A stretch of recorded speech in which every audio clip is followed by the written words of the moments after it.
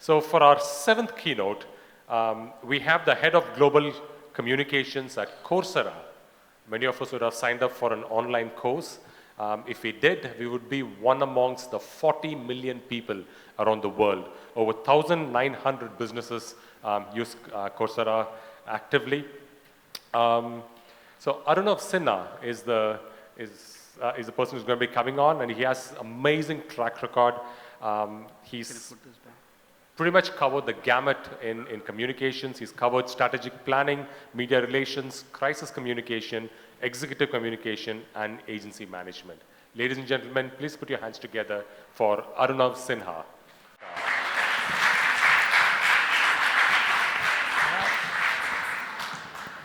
Last 2 to 3 years has become a topic that sort of captures the zeitgeist of what comms professionals across the globe have been talking about. And this is an important topic, primarily because trust is the very foundation on which companies, institutions collaborate, and in many ways cooperate in absence of a contract. So trust is the very foundation on which many things work together, but the problem is that the world at large is experiencing an unprecedented level of mistrust, especially mistrust between companies and governments and regulators, mistrust between companies and employees, mistrust between companies and media at large, which we often at the front lines experience. And it is happening at a time when corporate profits are at unprecedented levels. So it has started seeming that corporates don't really have an incentive to change the way they work. But that has started changing in the last 12 months a lot when companies are under a huge amount of pressure to change the way the businesses are done. And especially as we talk, the world is partly celebrating the downfall of unicorn bubble with what's happening at WeWork. So it's kind of very important to think about what's happening in the world and it impacts our life. Now, a lot of what I'm going to share will be from the prism of what I observe in the Valley, and it may not necessarily apply to all parts of the world, but I think broadly it's true for wherever we talk about comms. I just want to talk briefly about giving you some context that it was not always like this. Means there was time when reporters had huge amount of access to corporate. And in 1975, this is actually, John Markoff mentions that back in Steve Wozniak actually went and shared and gave preview of a lot of things which Apple was doing even before it was launched. And then a lot of those things have started changing over time, especially when you look at, in the beginning of 80s and 90s, there was a lot of positive coverage about the benign effects of tech and how tech is going to change the world. But it's actually started shifting around 2000 when for the first time, people started talking about how companies are becoming too large, they hold too much of control, whether it's Microsoft, Google, Facebook, and it started shifting. And from then on, there was a lot of conversation about ill effects of technology. And then it further continued to what I call the age of news mutation. And that happened primarily because the digital publishing disrupted media companies in the way they publish and reach out to their consumers. On the other hand, their distribution was disrupted by social media companies. So both of them together had huge amount of impact on how much they need to produce. And they were under a lot of pressure to when traffic became the king, click became the measure with which they were getting evaluated, reporters were getting evaluated. So they put a lot of pressure. And that is the result, a lot of companies, a lot of brands like New York Times has started running campaigns like why truth is more important than ever. It is happening also because most publishers, most sort of media companies are publishing more than ever. If you look at New York Times, they are publishing 35% more than what they were publishing in 2010. BuzzFeed, which is sort of a digital native outlet, is publishing 7 times more than what they were publishing in 2012. And this is happening at a time when newsrooms across America have declined by 25%. So as a result, they're writing much more. 1/3 of reporters are writing 7+ stories a week. And that's not easy. They used to write 2 to 3 stories a week, now 7 stories a week. As a result, they're constantly in the search of sources. One is, how do I produce more news, which is leading to news mutation. plus also a problem of sources that they can use. So typically now, most reporters end up quoting just about 10 sources in their stories, which is actually a problem because it leads to lack of diversity in voices. In fact, New York Times highlighted, The Atlantic highlighted the issue that lack of diversity in voices in reporting, especially of women experts, is a major problem. And this is one of the issues that reporters around the world are very concerned about. This was also happening at a time when companies, especially CEOs, started thinking that, listen, do I really not to talk to media to reach out to my users? And some of the early adopters like Richard Branson and Satya and Brian Chesky, and especially Elon Musk, they started thinking, I really don't need to talk to press to reach out to people. I can tell my story directly. And that changed the fundamental role of corporate communication professionals, who were often considered the gatekeepers of what stories need to be told. Now you have a CEO who's out there without much editorial control, reaching out to people directly. Now, some of them did a great job with it, but some of them don't. And, but they started using it to, one, shape conversations online. They thought, you know, a lot of these iconic CEOs thought they have a love-hate relationship with media. They often don't like reporters asking them tough questions. That I don't have to deal with all this. I can just start shaping conversations online. Some of them started setting records directly, getting into arguments with reporters online, and some of them started actually seeking ideas, like Brian Chesky often seeks ideas on how to make Airbnb better. Tim Cook often shares customer stories directly on social, thinking that he can skip. But the problem with this is, and this quote often sort of captures, Twitter is a medium on which you actually tell the world what you're thinking before you actually have the time to think about it. And that is also something that we should really think about when we are thinking about communication and thinking about outlets and what we should be using. I think Tom Friedman said it very right, that social media is good at destroying institutions, not necessarily in recreating them. So I think we have to really keep in mind what is the role of comms professional in a world when increasingly CEOs are going out and talking to their constituents directly.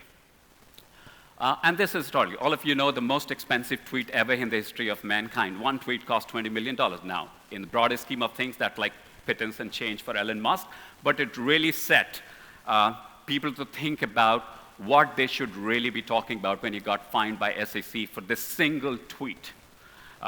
And that is very important. Now, it also puts a lot of things, and we'll talk broadly about that, is your own relationship with the CEO, and what kind of chief communication officer you want to be, and what kind of CEOs you really want to work with. So these are things that, and this is happening at a time, all this is causing when there is a huge amount of trust deficit. In fact, Edelman Trust Barometer also said that, you know, a huge amount of trust crash. Social media companies have served the distribution of what you actually read, and that has a major problem in which news is disseminated, and that is causing people to think, what should I really be trusting, what I read? And that becomes a problem for professionals, because no matter what we produce, if audience is not necessarily trusting the message, then how do I get through? And I attribute this trust crash to 4 things. One is breakdown relationship, corporate hubris, media distrust, and rise of personality cult. Now, I saw a lot of speakers talk briefly about a lot of these and in some form on one of them, but I want to just go a little deep on each one of them. If we look at the stakeholder relationship, I think for the first time, companies are realizing that emotions are not noise of human body. It is a genuine thing, and employees have them. If you want to hire smart people, they often have opinion. If you want to engage meaningfully with customers, they want to have opinion. And they want you to live by certain code. And if you don't do that, they start penalizing you. And a lot of these hashtags are symbolic indicators of how consumers can start penalizing you if you don't live up to the expectation. This is corporate hubris, especially in the case of what you saw in Uber. You know, whether your CEO is in the habit of pissing people off, or is getting into a fight with an Uber driver, or you have a frat culture within your company, and these things have started coming out now. because of what exists. And you cannot really have two realities. What exists within the company is what people outside see as well, and therefore you got to have one story. And this is also very symbolic of how corporate hubris, who often thought that we are too large to fail. WeWork, great example, too large to fail. From $47 billion valuation coming down to $15 billion, now actually companies are talking they will be $3 billion valuation. So imagine the kind of, it is having real impact for the first time on how companies have to be. And this is putting fundamental pressures on not just short-term gains that you will do by changing the way you do the business, but actually changing the business for long-term sustainability. The other thing which is happening is media and tech trust chasm. And this is happening because of two very important things. One is, increasingly, media companies are owned by tech companies. Now, Amazon owning Washington Post. Likewise, there are situations within India where media companies are owned by corporate houses. Now, that itself creates a lot of distrust and mistrust as to what I should be believing. Now, for all you, we should give benefit of doubt that this does not necessarily influence the editorial minds. But having said that, there is a genuine issue about how much of control you want companies to have. And one of the reasons why people are so much against about Facebook launching Libra, their cryptocurrency, is because they own the data on you, they now own what you actually read, and now they will own what you actually transact with. Can you actually allow a single company to have so much of power? And then obviously the personality cult means this is a major problem when you have CEOs who are larger than life, and I have experienced that myself in my previous company where I worked at Yahoo at Marissa. I practically had an iconic status as to how much distraction you can allow. One of the core jobs of chief communication officer is to keep the whole company on the core narrative. But your own CEO is seen in ways and is adored and idolized in ways that you think can become a distraction. And it's a self-fulfilling prophecy for many CEOs. It brings a lot of challenge for what you're trying to accomplish as chief communication officer. So I wanted to talk about what are the ways in which you can tackle with some of these issues. One is clearly exit the windowless world, which is what I really mean. For the first time, companies need to have single narrative, and they have to have, there's no more called internal communication and external communication. No more internal messaging, external. One message that I want to go out with. Secondly, is companies need to have a strong opinion on issues that really matter. Means there is an ethical swamp. For the first time, CEOs are facing issues that never faced on diverse range of issues. Gender rights, equal pay, privacy, data, transgender rights, bathrooms, all kind of issues on which CEOs never thought that they will need to give an opinion. Now they're expected to. It's very important that as a chief communication officer, you become a source of informing the company and having viewpoints on issues that really matter to people. Second, spotting spotlights very early. Now, there was time when role of internal communication was that actually take what company wants to communicate and communicate that to an employee in an impressive way. But now, the role of internal communication is reversed. You actually start sensing what employees are thinking about, what concerns and anxieties they have, and you become a voice of employees back to the board and CEO. And that's a fundamental shift all CEOs have to make, is to start understanding what the fault lines exist. Now, it is possible when Amazon changed their stance about doing a deal with the Department of Defense on cloud, because they were under pressure by employees, it kind of works fine. But on the other hand, you have Satya Nadella, who did an admirable job. When employees were very much against Microsoft collaborating with Pentagon to give the AR technology, he was the one who actually came out and said, we heard you, we appreciate your feedback, but I want to choose to work with an institution which is an arm of a democratically elected government. And therefore, what it really says is that it is okay to have a different point of view than your employees, but what employees want to make sure that you explain to them the rationale. So that's, again, a major part of what the role of comms would be. Now, this issue really brought or something which I'm really passionate about is developing a tech-lash radar, which is all the CCOs have to have sense. The teams, comms teams, are best positioned to start predicting the risk of any message.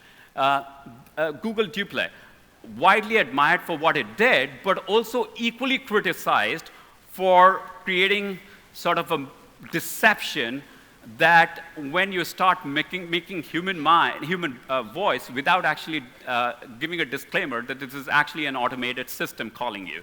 So it was a role of a comms professional to start advising companies to make sure that we have the right disclaimers in place. Just to give you a little bit more color, we have something that we're announcing 3 days from now in Delhi. It's a major launch, and it's an India-first product. And we knew that that product has potential to be misused in certain contexts. Our comms teams insisted with legal and enterprise and product and all of them to make fundamental changes. It's not about whatever you give us, we go and package and tell the story, but fundamental changes to the contract and product to make sure that we don't encounter those situations later. So I think the role of comms is sort of reversing that. You just don't give anything and you take and package it and make it look nice, but you actually make fundamental changes to the way the story is going to be told. And, sorry, it's lagging. And then, was it?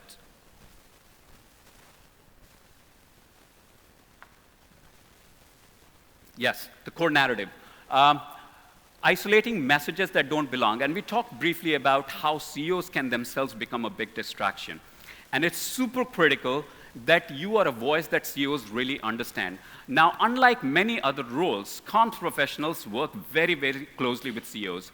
And if CEOs don't give you enough space, the question is that do you want to be a news deliverer or a story creator? And if the CEO does not think of CCO as an equal partner in creation of a story, then it's possibly not a job worth having.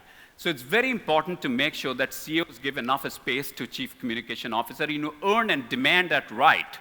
I had a colleague who worked at Tesla for 6 months, and she quit the job. She worked at 7 months at American Express. She went on to become head of communications at Tesla. She said, it's just impossible to work with Elon Musk. And she made the decision, and she went on to do something else. But the real message is that if you think that you won't have enough space to tell the story the way you want and what is good for the company, then it's possibly not good for you to be. So these are certain, and I want to end by quickly talking about that as a comms professional, reestablishing dialogue is a fundamental job, and we need to do that as comms professional. It is no more sort of one-way dialogue. Social media has largely failed in breeding a lot of loyalty for brands, and you can't really give enough context and substance in social media, and therefore third-party reporting really matters. So developing relationship with right reporters worldwide is absolutely critical for your brand. And secondly, bringing purpose back. And one of the examples I want to just leave you with is I'm very proud that we launched this on 24th. We have more than 3,700 instructors on Coursera. They are the world's best professors from best universities in the world. What we did is to launch a site on which any reporter from anywhere in the world can come and connect with these reporters, connect with these experts. They don't have to really mention Coursera. Even professors don't have to mention Coursera. We just created this site because we thought academic experts represent type of neutrality that informs news and trends.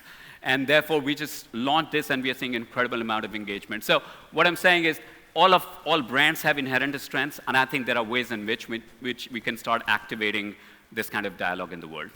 Thank you. Arunav, thank you. Thank you so much. That was fantastic. Thank you for being very honest. So you're lucky enough to have made the decision to work at a company that is built around its mission. It's built around its purpose. Some of us maybe aren't so lucky to be in that position. And there was some debate yesterday about how you might convince an organization to make some tough decisions, to invest in the short term for long-term gains in terms of their reputation. Now, to me, in a way, that's a decision that a COO is making every day, a CEO is making every day. They're used to making investments for long-term gains.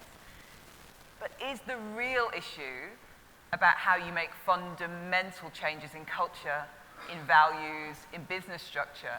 And can a CCO, like yourself, sit there and force those things through when you're sitting at the table with the decision makers in a business? And how might someone do that in a really tough, big organization? Yeah, that's a great question. It's not easy to do, and companies are set in certain ways, and CEOs have opinions. But it's important to start demonstrating that what an obstinate behavior could look like and how companies are paying for it. Now, sometime you can say, okay, can I do just 1% of my corporate profits and redeploy back into, and I can start earning goodwill back into? No. And I think those days are gone. You absolutely have to make fundamental changes to the business. So Facebook is under a lot of scrutiny to actually make fundamental changes. Now, whether they're making or not is a debatable question. They have all the resources in the world to do that.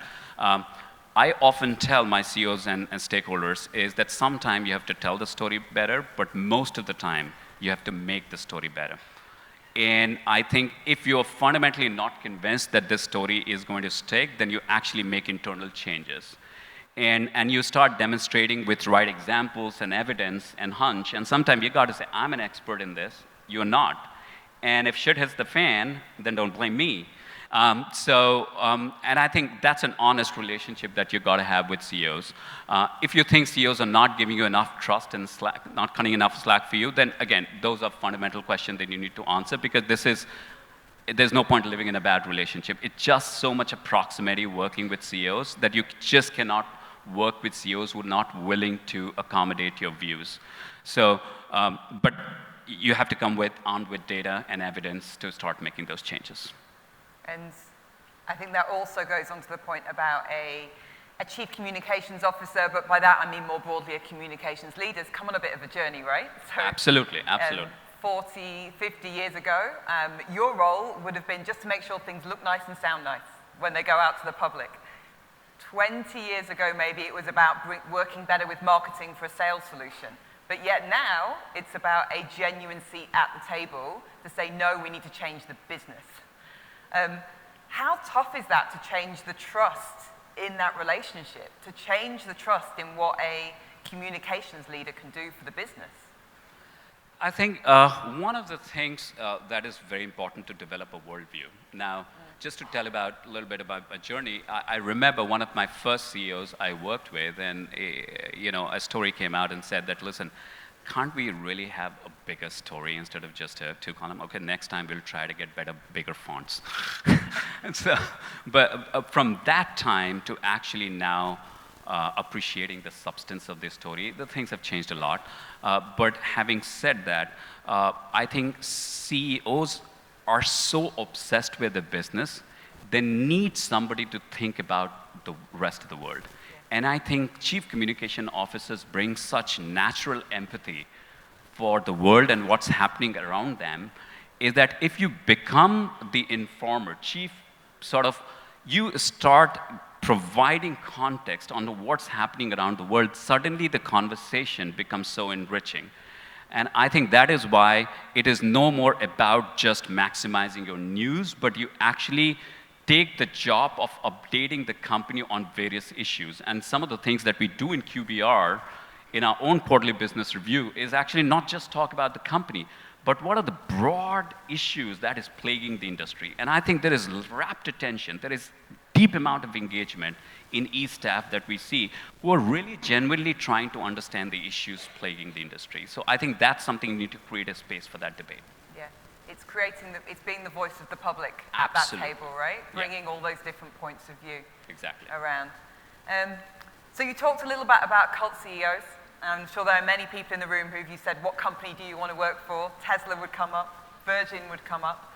These amazing icons that you might want to work for. What's your point of view about the pros and cons of a cult CEO, of that superstar? Because sometimes people think, wow, they're CEOs who gets PR. What a win. Is it a win? Is it a lose?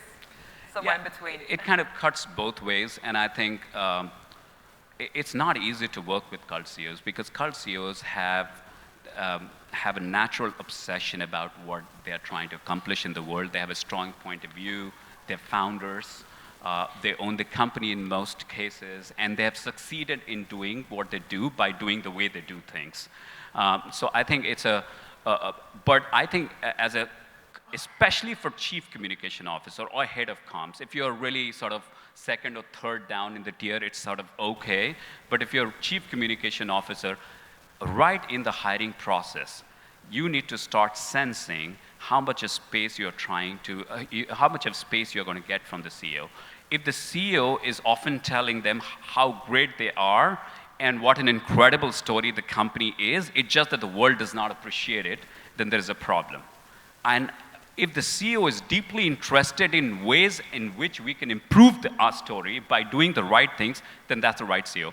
I think right in the hiring process, you have to understand where will you get the right room. Once you're inside the company, I don't think any CEO will give you more than 3 chances if you get it wrong. And I think you should absolutely do the same thing. Not more than 3 chances to a CEO. If you don't think the CEO is going to get it, people don't change. Especially successful people don't change easily. And you have to really decide that you want to be working for a CEO who does not give you enough space to operate. I think that's probably good advice for any job, right? Absolutely. You need that space above you to grow at the same time as having leadership and ideas. Absolutely. To help you develop.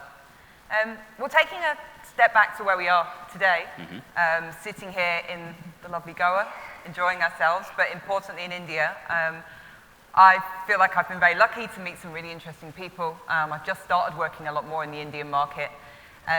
There's so much space to create amazing work, to create amazing stories. It also comes with a lot of competition, some amazing agencies and amazing comms professionals.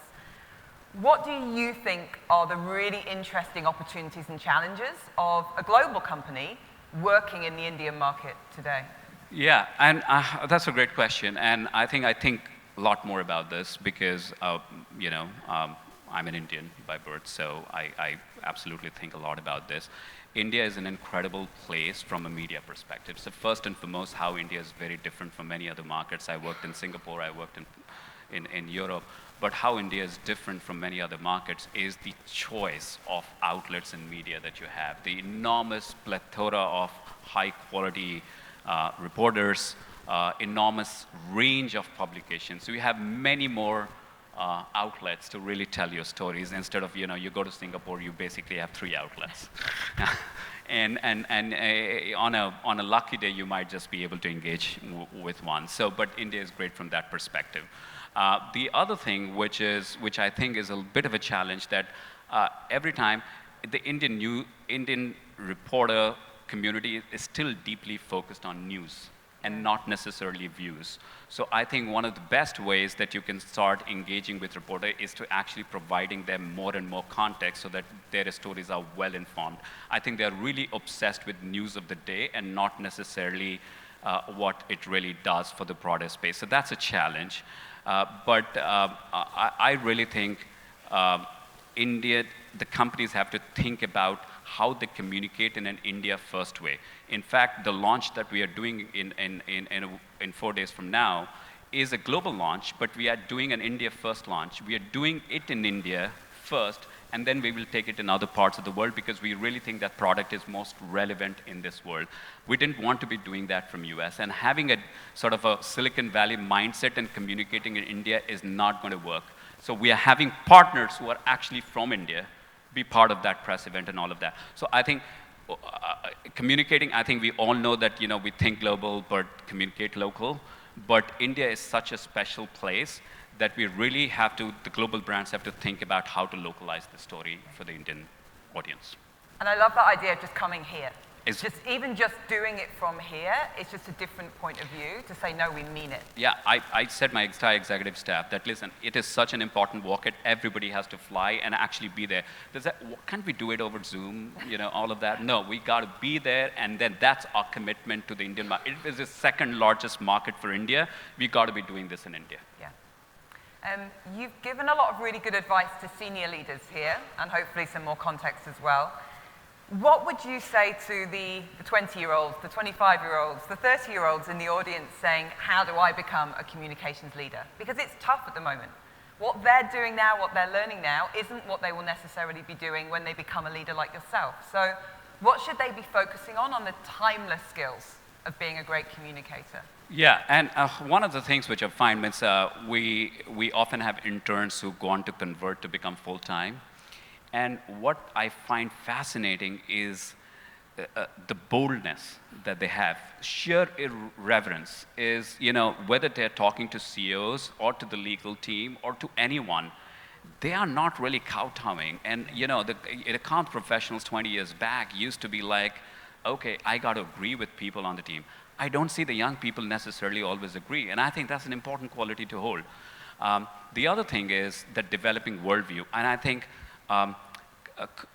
that's why I love liberal arts majors, and it's just amazing to see in what ways you can enhance a story is by simply having a strong worldview, which means you got to read a lot, you got to consume a lot of information, you have to think deeply about issues that are plaguing, that are issues that really capture the time in which we live.